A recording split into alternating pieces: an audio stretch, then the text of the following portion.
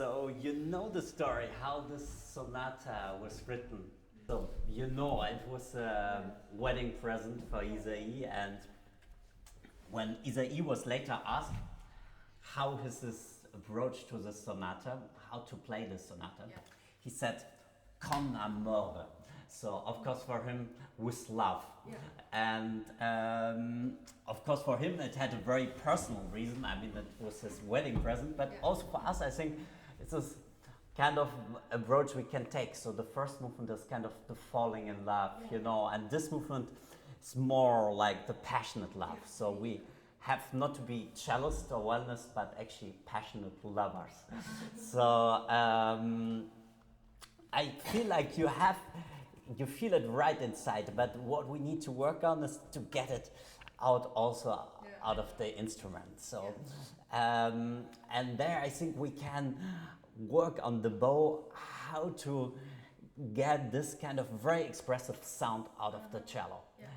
And I think in your playing you do well, but I think you need to open up more the sound, to use more the forearm. So like when we start like this, so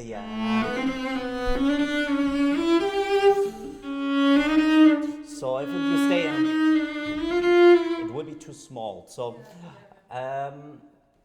after this very passionate introduction from here, I think you need really to feel this passion, like matching what she does before. Can we have one more time the introduction?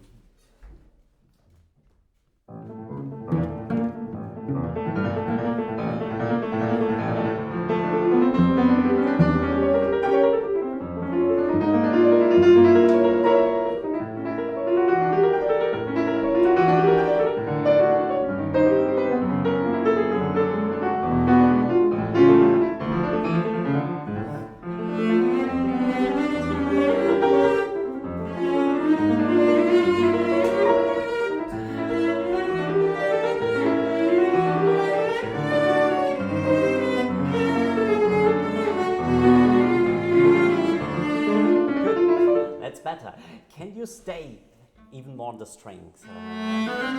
Like really have the feeling, go into the string with the bow and don't let it go too early, because it's like, so first try, second try. Because you know, here he writes quarter notes in the end. So I think he wants us to phrase until the end there, like second try, and now the longer phrase. And now stay in the string, so that we have one big phrase in the end. Try maybe directly.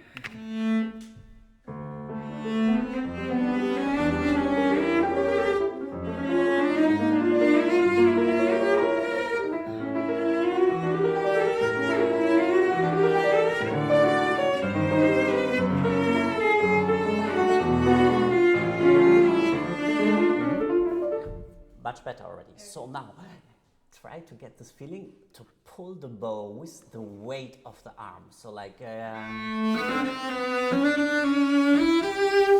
really have this feeling you pull something in this direction, and especially in this use really.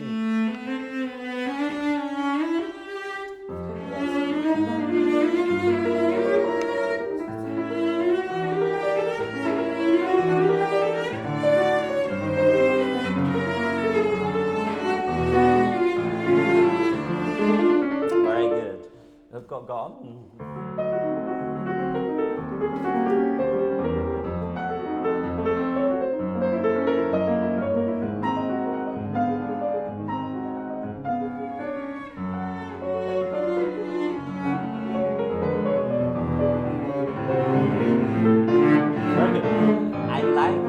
I like that you really do the pianissimo, what many people don't do. That's wonderful. What I would like now to add is that within the pianissimo, you still phrase. So yeah. So that it's not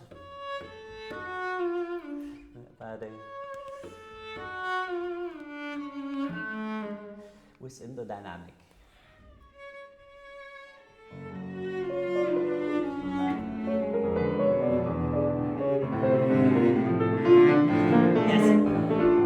Great that you stay pianissimo until the very end, but then you need a molto crescendo in one bar, and this molto crescendo needs to be insane because you go from pianissimo to fortissimo. Yeah. So like really with all you have, like really. I mean, he writes the maximum he can. You have hats, you have crescendo, and like really get all what you can out of the cello with the weight and pulling the bow.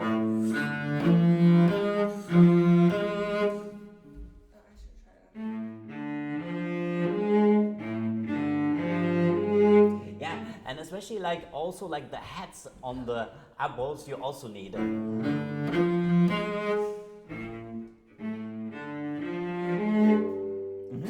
And you really bite the strings so that it really speaks.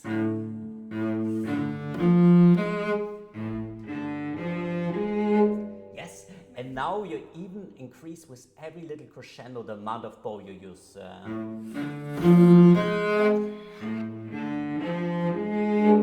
Better, but you can do even better, even more.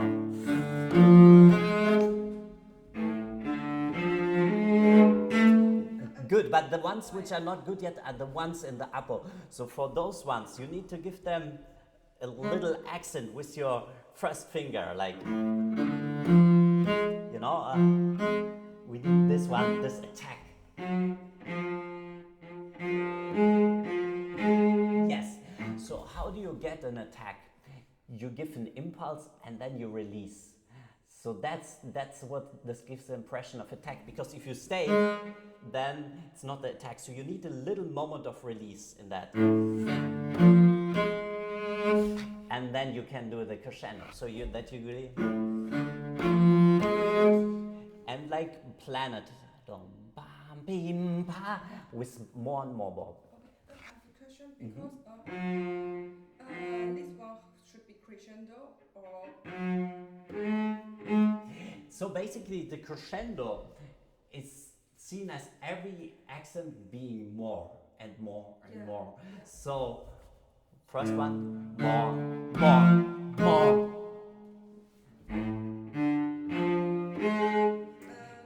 Better, and now you only need to see that also the string speaks on with this one. So.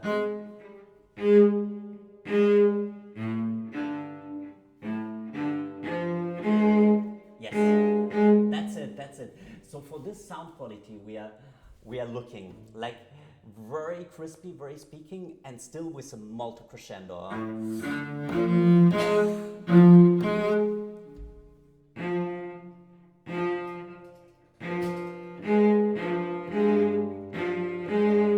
Very good.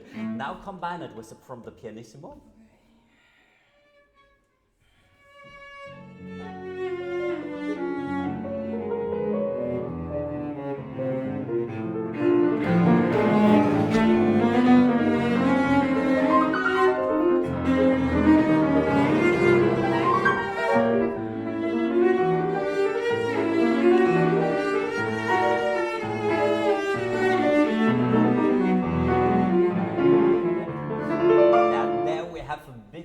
Of love again when it first time, because we are always in minor thirds here. It's all everything in minor third, and then there come the big moment.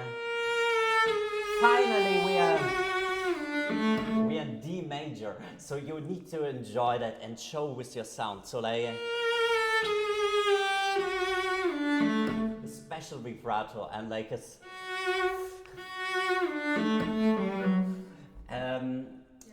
Before, it's interesting because he writes then not any more quarter notes here, but like this 8 notes. So I could imagine that he wants us to phrase, in this case, to the 1. So.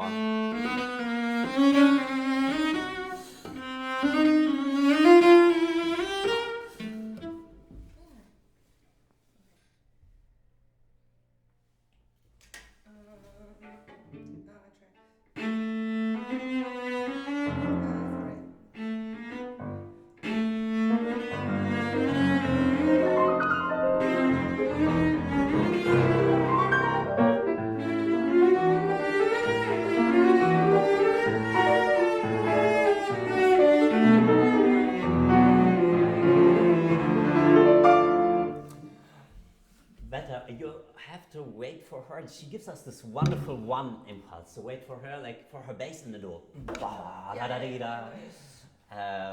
just try. Maybe I just try. Yeah, sure. Forget, Let's try one more time. Okay. So the same thing. You phrase to the one, and then like this moment. I would suggest you to color such a special moment. You can also use vibrato. So before you have a quite narrow vibrato here. So for this one I would use a wider one to give us suddenly a different expression, because this major needs to be something very special. So the B flat, I need a more. Here I would say a quite narrow vibrato, and here wider. I try as well. Mm-hmm. Maybe. Maybe once along. Okay.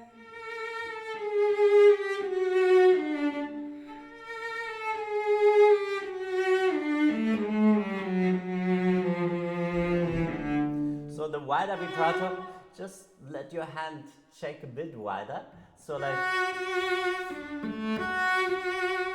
that you get this kind of great singer. Yes,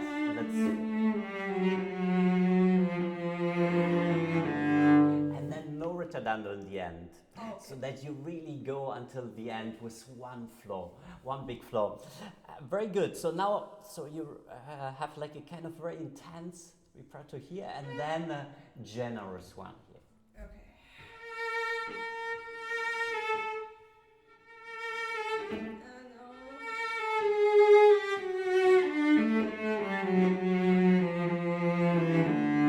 Very nice. So that's, for example, one possibility how to make this moment special. There are other ways, but you need to think of how to make this come out. Yes, this come out. Great. Let's try one more time from the fortissimo, from maybe with Elisa.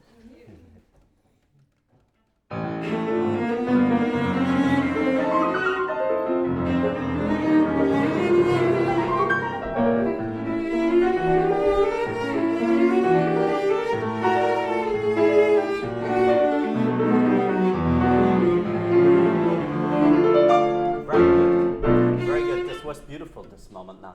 So now I want that you try even more this fortissimo, because in the beginning it's forte, and here we have first time fortissimo. So what I would like you to do, really use the weight of your arm, and pull it as you can. So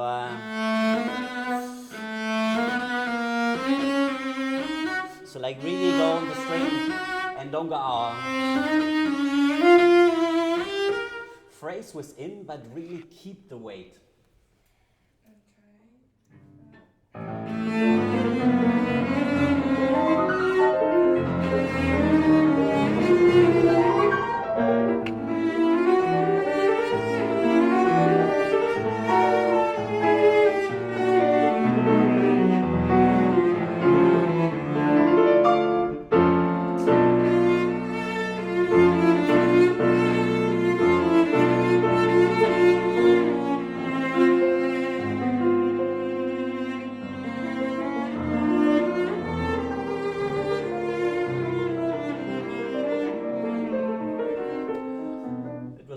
This moment, you hear the difference when you use the weight of your arm, what the sound difference it makes. It's great, because we only use the weight of the arm and it directly creates a other sound world. Where I would be also have a focus on in the sonata, that he writes very clearly where he wants the ritardando and how much he wants. So here he writes before the second subject, he only writes poco. So I would be careful to not do too much also before, like here.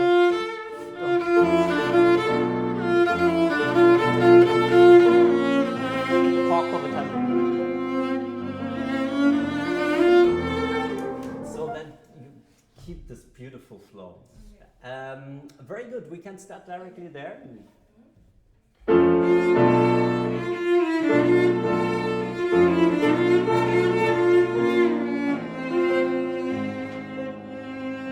Yeah, you lose a little bit too much speed. Now try once to do nearly nothing, nearly no ritardando. Okay. Just really poco. Okay.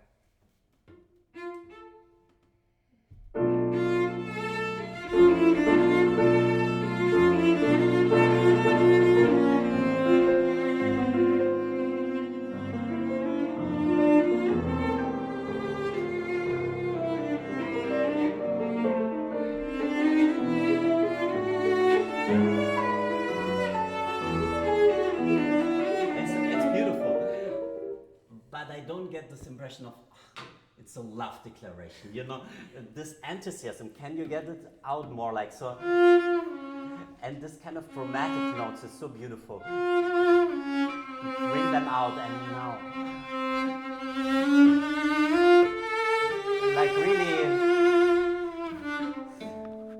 express your heart there. It's like really, and the way how you can be expressive with the bow and the cello like this.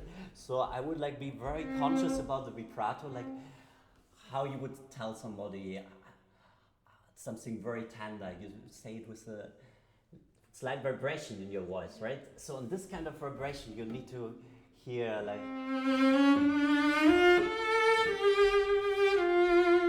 You know, this search for this kind of expression.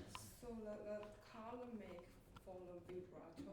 Yes, so this kind of color you can find within the vibrato, and then the phrasing you do with the bow, and also in a place like this, I would be generous with the bow, like feel the freedom here and the weight, so that you get really a kind of very free, warm sound, like so like really this freedom here gives the freedom in the sound. Okay, and just for here.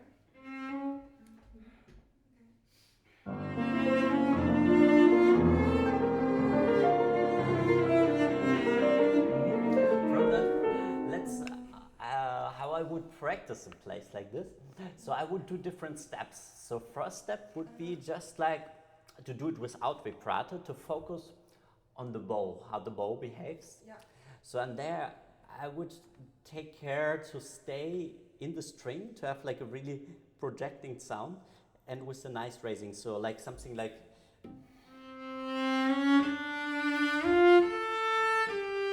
being careful, it's very legato. And then, yeah, maybe try once like this.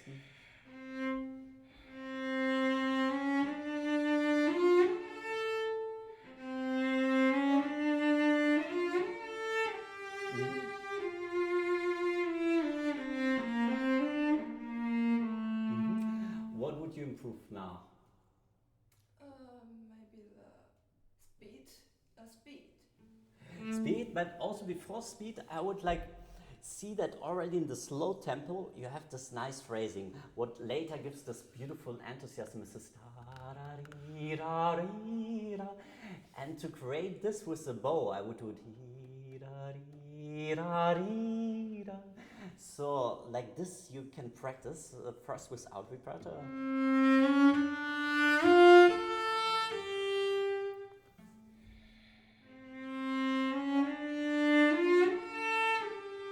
Yeah, you see, like you go back quite quickly after so that gets a bit lost. If you can stay even more longer at the string there.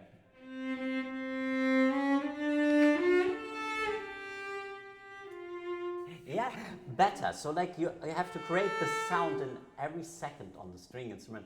So if you relax too much, the phrase get lost. So what you need is that the next note still leads to the next one.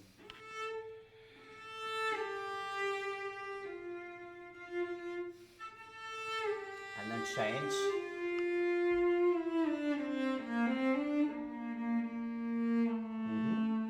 So, like this, you practice the passage, and then you add the vibrato to support this, basically. So, then the next step would be like you add a vibrato which fits to this phrasing.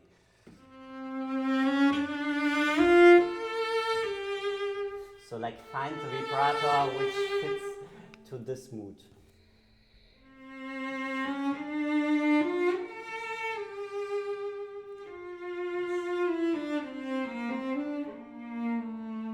Beautiful. So you look for this kind of like coloring, and I would do it step by step. First, getting the bow speed and the phrasing right with the bow, and then you add in the second step the vibrato to support this. Now let's try together.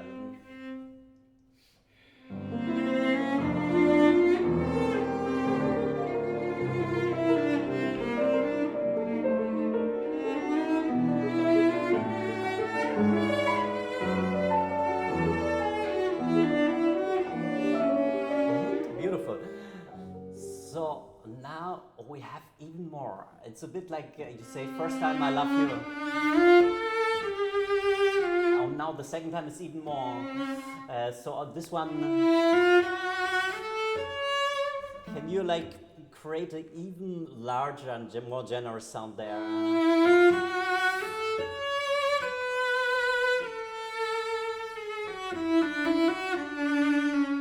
For the second time, I would recommend you, I know of course there's the slur, but for the second time I would recommend you this bowing to get this more.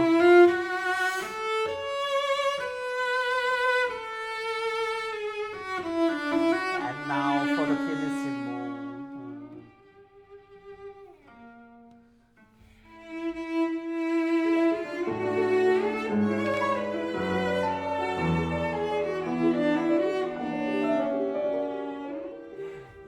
Like there, I would try to make it only with the dynamic, not too much time, because she has like it's so many notes to play. So I would do it only without ritardando and do the diminuendo quite late. It's molto diminuendo, but I would do it late so that you still have the and then the last second you do the diminuendo.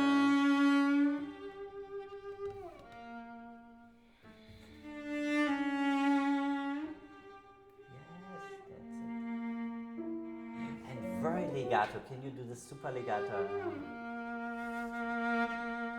Only when he writes it, speak. So like a great singer. Yes.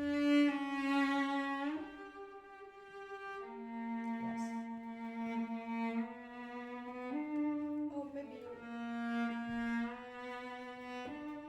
Suppose possible.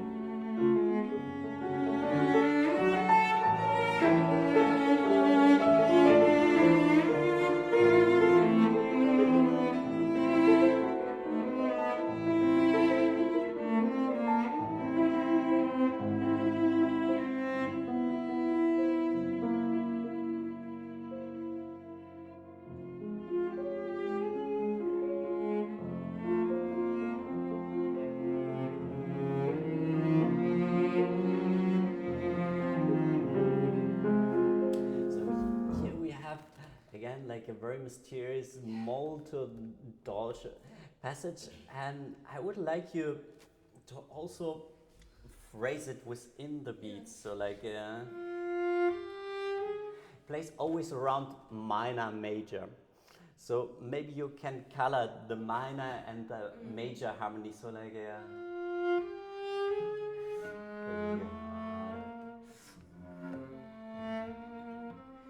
new color.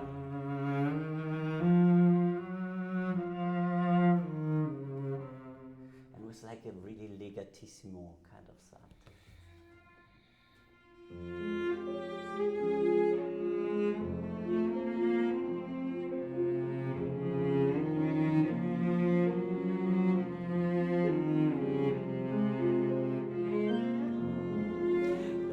Better. I think a way how you can color those harmonies is like, again, also with I think the bow should be like very, very legato, and with the left hand you color the harmonies. So like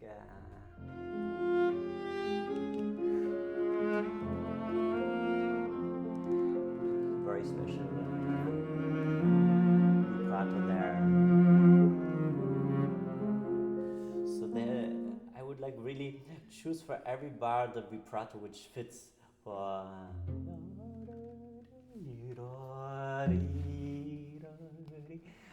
Feel it very strongly with her. I always use my right hand to make harder, so maybe. Yeah, like sometimes I feel you're like moving a bit too. So I think like the best sound we can get on the cello is always the 90-degree angle. So like if you look like for this, if you go too, that gives a bit too instability. So best is like you work with the weight, and like if you look at great cellos like Rostropovich or something, and you look at their bow, 90 degrees angle, always like very, very parallel to the fingerboard, because this gives the best resonance. And also when you do a pianissimo passage, actually it's like to search for like a sound which gives the color, but on the same time projection. So like also there, try to, if you move too much, it gives too much. It's like so serene, this place, you know. I think I would keep it rather for this, maybe for some color change we can change position here, but here in this case I would color it rather with the left hand and be quite consistent here on the right hand. Yeah, that's why I always. Yeah. I think like of course we always struggle with string players with this. Yeah. So like what I think is good for everybody to do, like, you know, take 10 minutes a day and like really practice open strings. Look, how does my arm have to move to be completely in a 90-degree angle? So like you really train to get a sound which is like consistent from here to here, so that you are independent. If you want to do a crescendo on a down bow, no problem. If you want to do a diminuendo on an up bow, no problem. That your weight distribution is like very solid. Otherwise, we lose phrases because we do an automatic diminuendo here and a crescendo here, which is not musically intended, but just because the bow is built like this. So like what I would recommend, just like to practice to like really have a very straight bow, which is not moving up and down, and this gets programmed in your arm, and then it becomes an automatism. You don't have to think about it. And just think about always. It's good that you are conscious if it's something weird. So like just focus on having a kind of straight angle, and the sound automatically improves so much.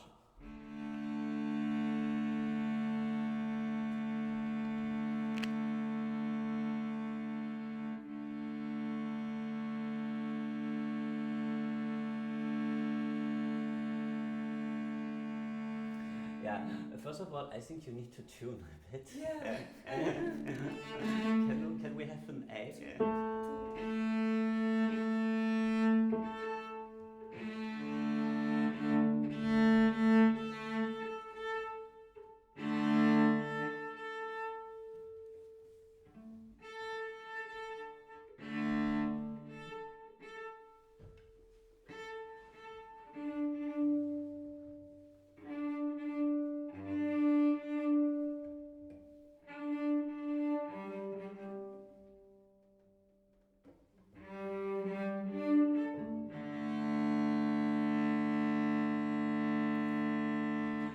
Yeah, so the straight thing is very good now.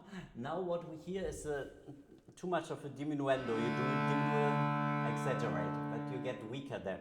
Can you like work on that, the distribution of the weight stays the same so that we get a different angle in the elbow, and with this we transform the weight to the shoulder to the arm. You know, we get the arm weight on the bow.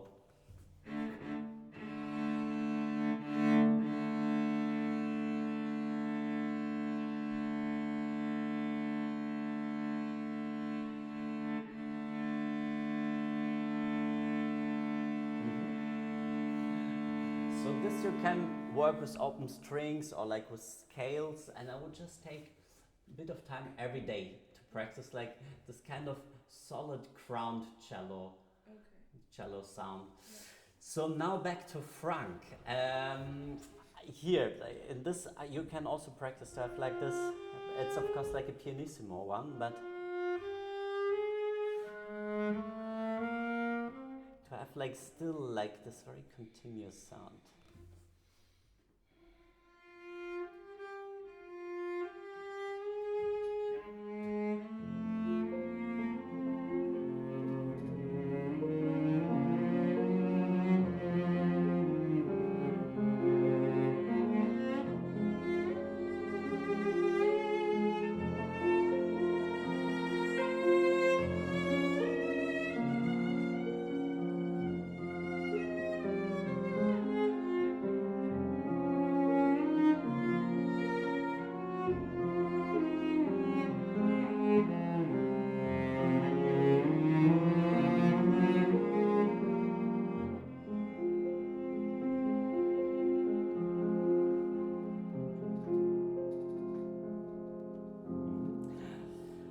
Yeah, that was better sound quality when you like really take care of this. Yeah, everything. It makes really a difference. So now when you go up here, can we feel the phrasing here? So one bar, and two bars.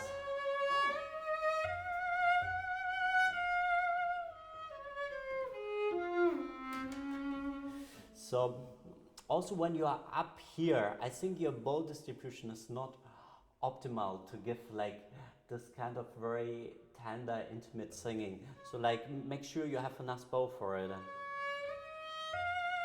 I think that was your bowing. So like make sure that you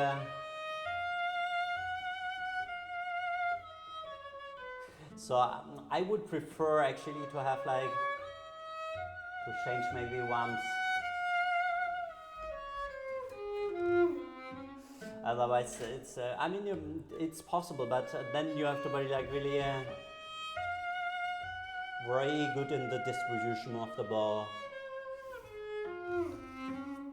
Try once with separation, and we see how it sounds.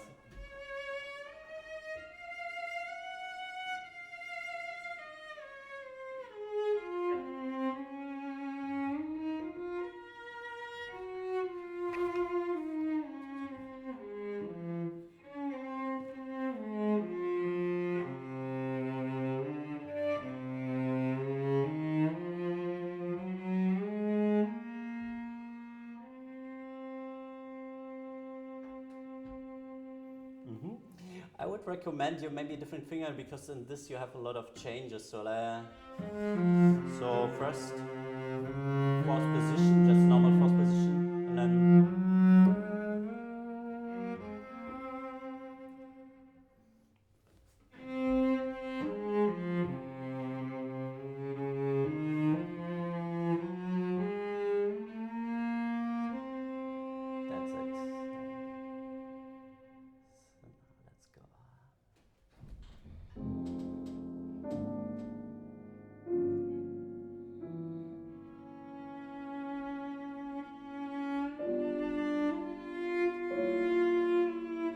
yeah, I would keep still like this rhythmical pattern in mind. So, you know, she has half notes.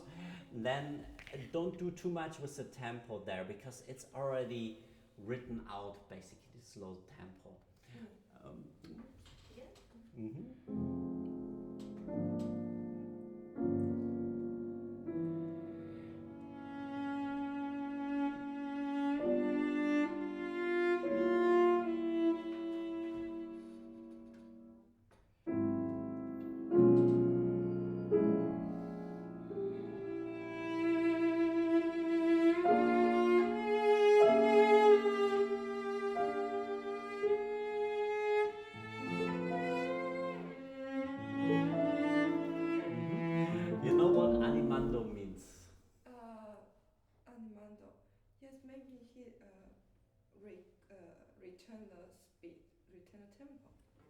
Yeah, but what's the difference between animato and animando?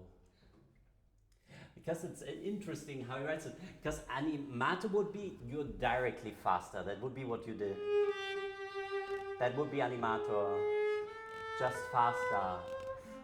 But animando means you're getting faster, which is actually beautiful at this place. Because you start slow, you get faster, and then he writes in the end again the rallentando. So it's a bit like a roller coaster. You go slow, you go fast, and you go slow again. So which makes it beautiful. Slow.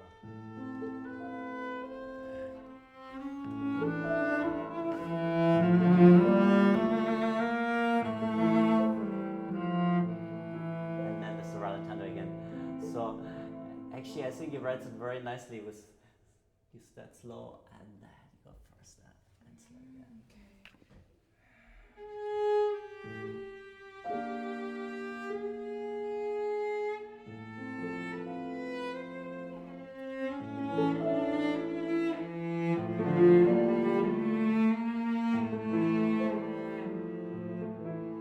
Yes.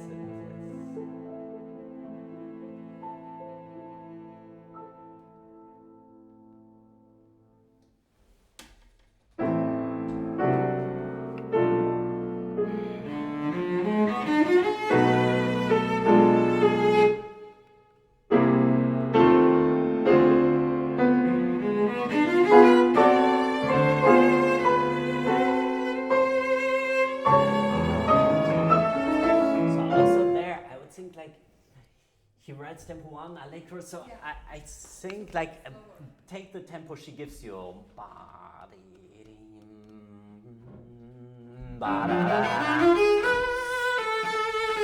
And now the second one for being even bigger, like use a bit more bow there.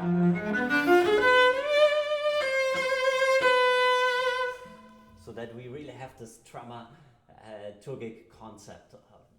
Okay. Tempo primo? Yeah.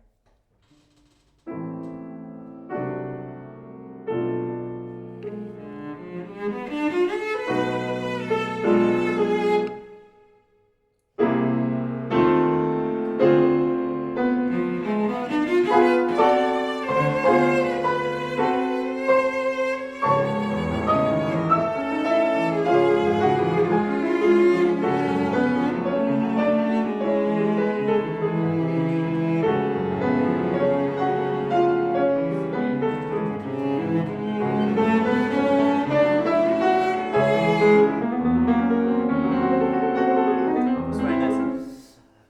Of course, like she has the main words there was dee da dee da, but I think still she's like in octaves and plays it beautiful down there. I think you can be more passionate at this place. I mean, you can use a bit the weight of your arm or like sing with your.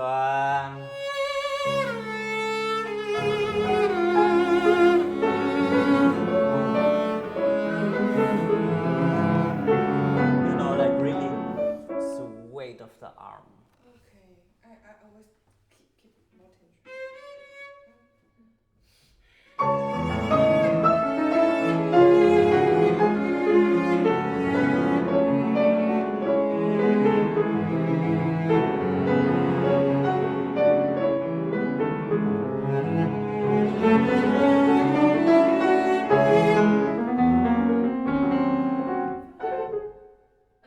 Sorry. No.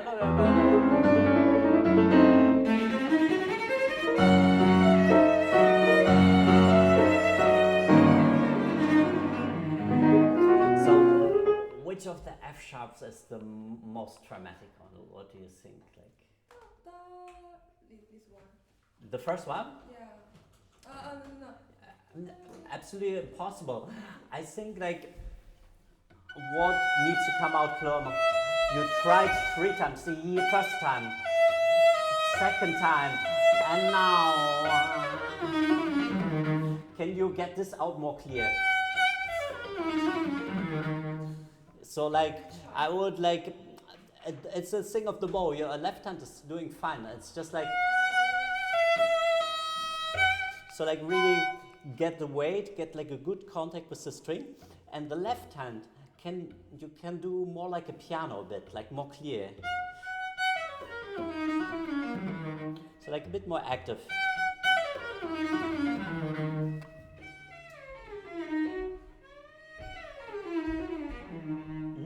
And like really in clear steps also with left hand. First step, second step, third step.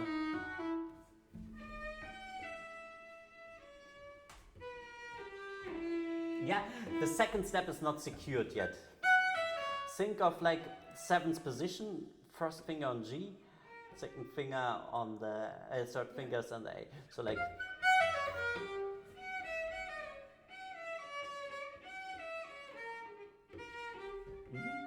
So like you make a map in your head. So this one you stretch first finger to the C sharp, and now in your brain you're already at the seventh position G, and this one is secured. So the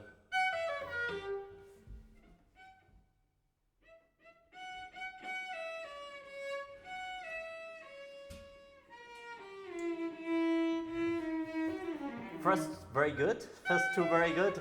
Now the next one is actually only third position. Maybe I ring finger is so weak. I don't know how to practice this.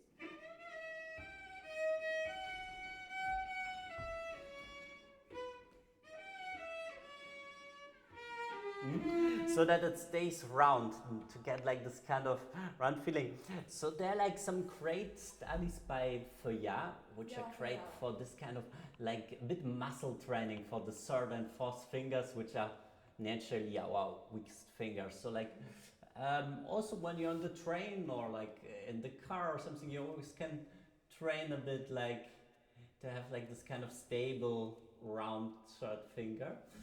And in a place like this, here it's natural to have it like it's lighter curved, you know. And here, it doesn't need to have like incredible much pressure there. It's just like, just a gentle.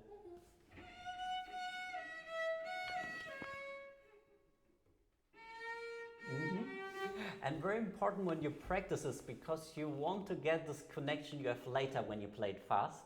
So you need to kind of imitate the conditions you have when you play later. So I would practice this like also in slow, like legato, because later you cannot do. So what later the slow motion movement will be like. So of course we don't want this in the later version, but just to practice, it's good to get this feeling for the distance we have to move.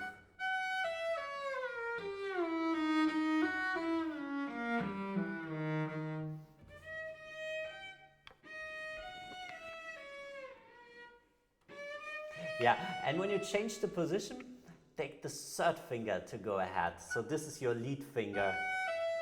Third one is moving.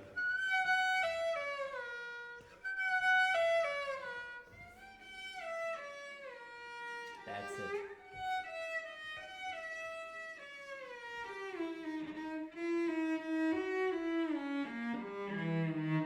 Yes, like this you program it in your kind of navigation map, and then later when you play it fast, it's no problem because your finger knows exactly 3 steps. I can play it like this trunk at 3 at night, but like you need to program it in there that your fingers know exactly how to move. And to this, it's very important that you don't do in practice something like this, because later you will have no time to jump here and go this like, so like imitate the conditions.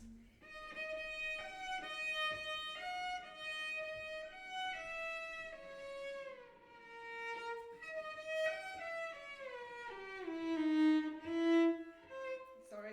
No problem. Second, yes. Fourth. Exactly. So this you program in there, and then it's no problem, this place. Do you want to try one more time from yada di da di da da?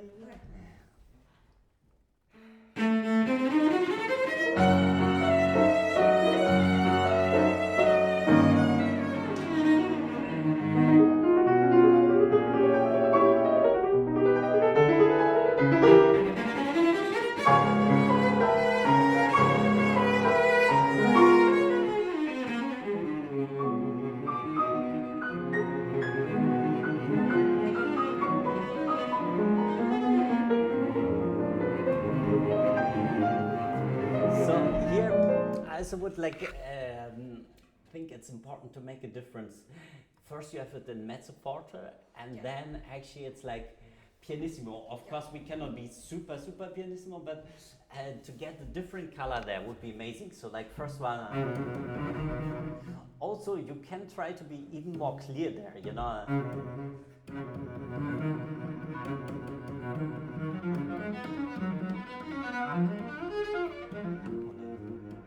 Different color, no? It's a bit more mysterious. So. Okay. From C sharp. yeah.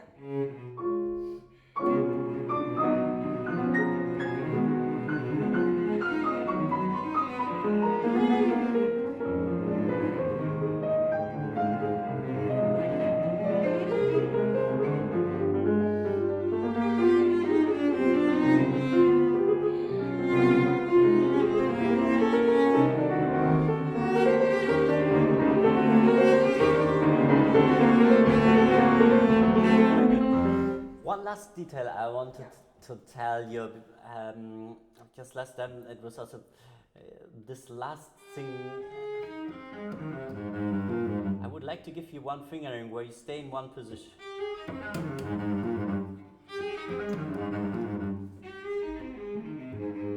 Yeah, because your fingering makes it a bit complicated. It was 2 times you were a bit struggling there. So I think if you keep it in one position, it's much easier.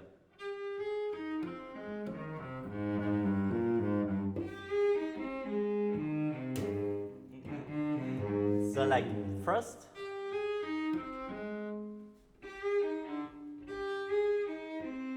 and then second, first, second.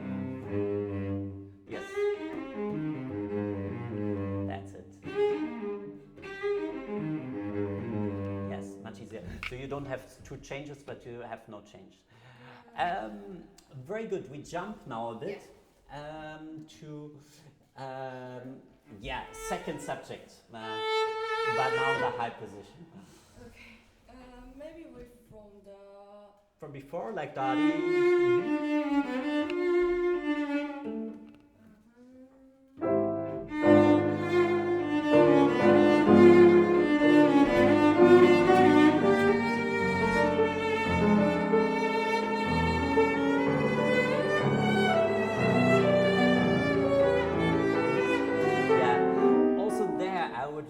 To discover with you a more free sound up there on the cello, because sometimes on the cello we can start if you can pull the bow. Now you stay a bit small on the bow, it's like that,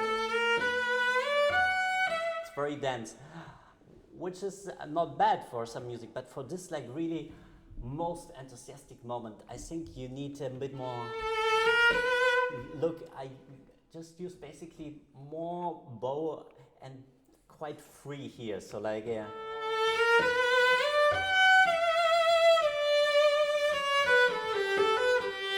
now even freer. You know, this kind of great freedom that gives like this big singer attitude, you know. Yes, and I have a question because when we play fast and the contact quality.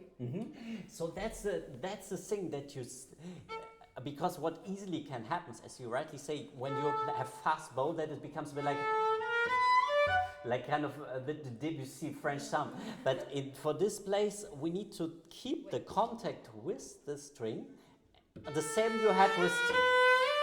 That's very good to have this kind of dense contact, but we pull the bow more. So it's the same kind of dense contact, but there's more pull.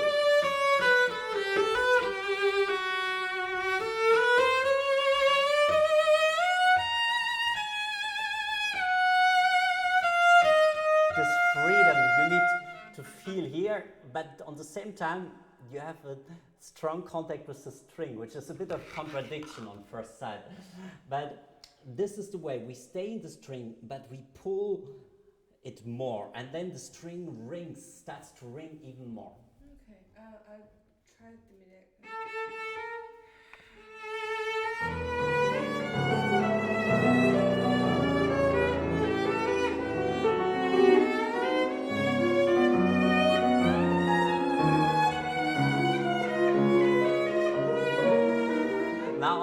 long note, it was already sounding a bit freer. What we also needed on the small note, talk there.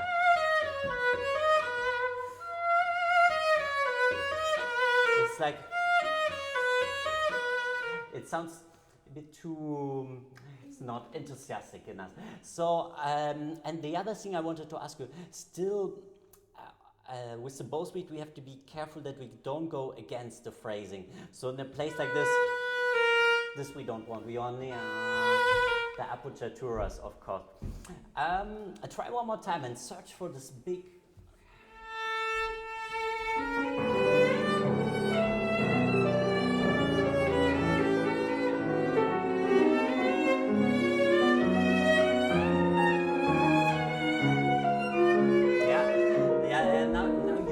Contact. So like you just need to have the same kind of dense contact you have, but more generously moved, more pulled here. So like you also can work it step by step. You start how you started with like kind of dense bow, not so much bow. Next step is you try to expand more. Next step is you see how much you can expand.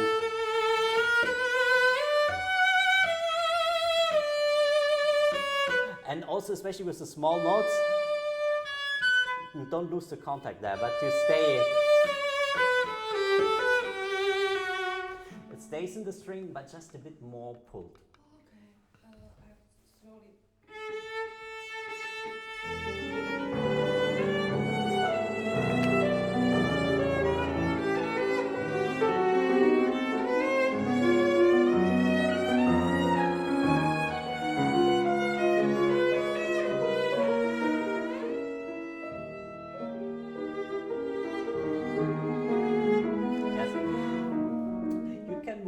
And search a bit for this.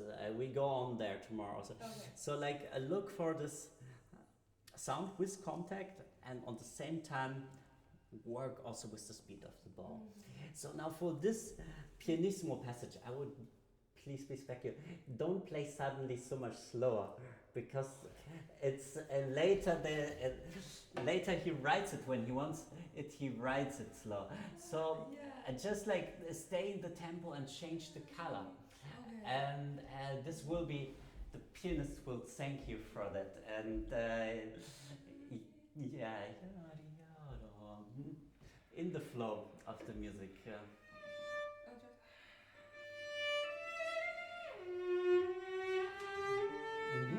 Maybe start from the E, from there. More to the minute. Yes.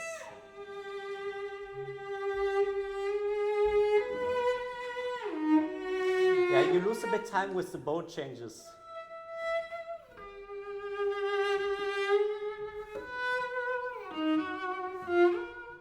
So like you have like to bring the bow back. So, but if you do this bowing, be very have like a very fluent bow speed for taking the bow back. Otherwise, it will take too long if you're too dense in the string. So transport the bow lightly over the string for this one. Otherwise, there you lose tempo then. Yeah.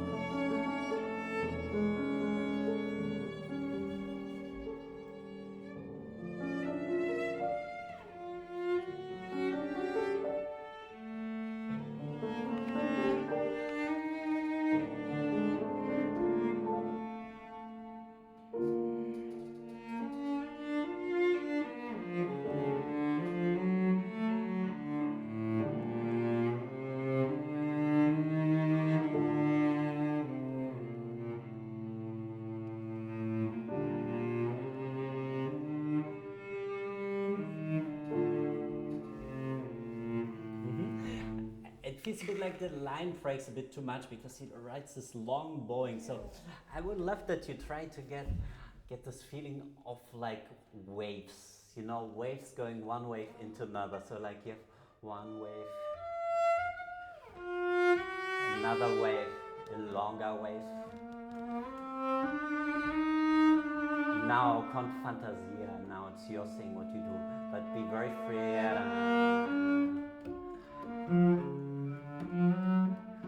You, and now long line again, one bar. So two buffers, and now bass again.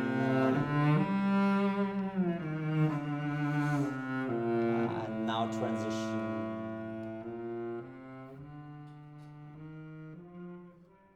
So it's like different kind of waves going into each other and never stopping in their flow. Can you do one last time from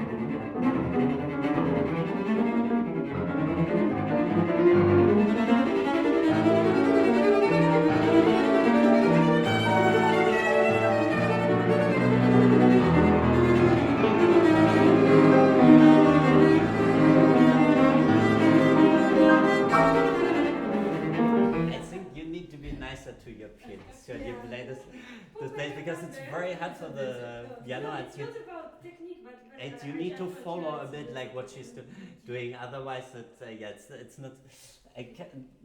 So like basically, when once you establish this tempo, stay in it, and also think about these waves. What we saw again. And you get more and more excited. And then poco slagando. I think you know poco slagando. What it you know what poco slagando means? Yes.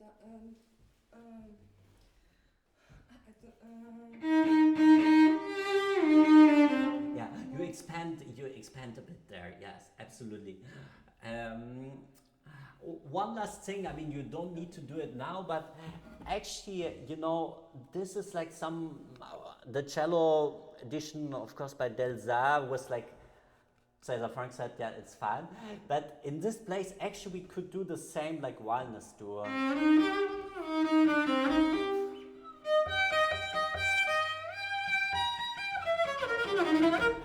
And if you like, you can try at home. It's actually not bad because it's closer to the original.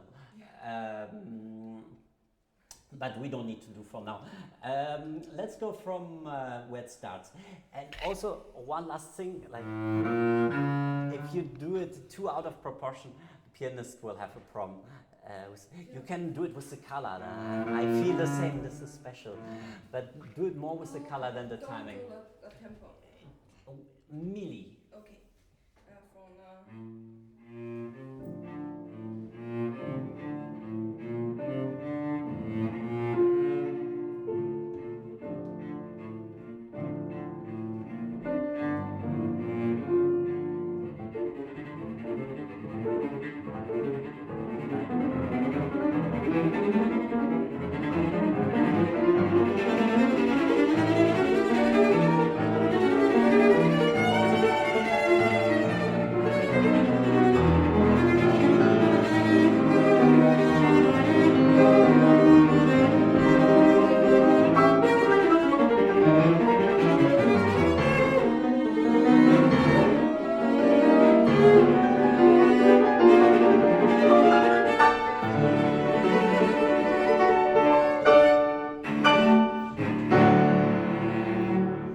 Yes, very good. Thank you.